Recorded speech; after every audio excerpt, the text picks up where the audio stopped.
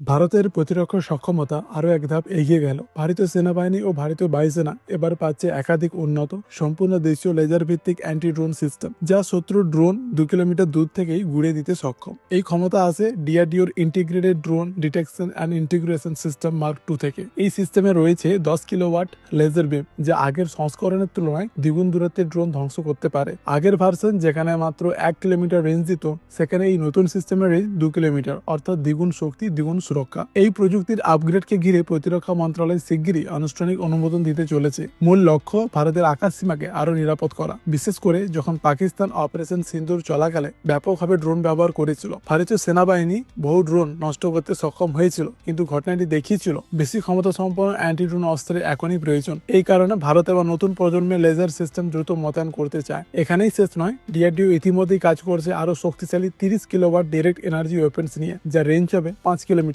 পর্যন্ত। অর্থাৎ ভবিষ্যতে শত্রু ইউএভি, ড্রোন, এমনকি কিছু মিসাইলও দূর থেকেই ধ্বংস করা সম্ভব হবে। কয়েকটি সফল ট্রায়ালে এই শক্তিশালী laser system unmanned aerial vehicle ও ড্রোনকে নিখুঁতভাবে নিষ্ক্রিয় করতে সক্ষম হয়েছিল। চলতি বছর এপ্রিল মাসে অন্ধ্রপ্রদেশের কুর্নুলে ডিআরডিওর চেস ল্যাবরেটরিতে প্রকাশ্যে দেখিয়েছিল এই সিস্টেমটিকে। ভারতীয় লেজার অস্ত্র কিভাবে ফিক্সড উইং ড্রোন, সেন্সর, এমনকি মিসাইলকেও অকেজো করে দিতে পারে, সেখানে ব্যবহৃত হয়েছিল ডিইডব্লিউ মার্ক 2A নামের ভেহিকেল মাউন্টেড লেজার সিস্টেম। এই ডেমো দেখিয়ে দিল ভারত এখন বিশ্বের সেই অল্প কয়েকটি দেশের তালিকায় ঢুকে গেছে যারা হাই এনার্জি লেজার ওয়েপন্স পরিচালনা করতে সক্ষম। বিশ্বের বড় শক্তিগুলো মার্কিন যুক্তরাষ্ট্র, চীন, রাশিয়া এই ধরনের ক্ষমতা রয়েছে। এবার সেই তালিকায় ভারতের নামও উজ্জ্বলভাবে যুক্ত হলো। ডক্টর সমীর বি কামাত জানিয়েছেন, সংস্থা এখন লেজার ছাড়াও হাই এনার্জি মাইক্রোওয়েভ, ইএমপি এইসব ভবিষ্যৎ প্রযুক্তি নিয়েও গবেষণা করছে। লক্ষ্য স্টার ওয়ার্সের মতো আধুনিক প্রতিরক্ষা ক্ষমতা গড়ে তোলা, যাতে শত্রুর কোনো ড্রোন, ইউএভি বা মিসাইল তৎক্ষণাৎ ধ্বংস করা যায়। স্পষ্টতই বুঝে নেওয়া যাচ্ছে ড্রোনের যুগে যুদ্ধের নিয়ম বদলে গেছে, তাই বড় সংখ্যায় এই ধরনের লেজার অ্যান্টি ড্রোন অস্ত্র মোতায়েন করা এখন অত্যন্ত জরুরি।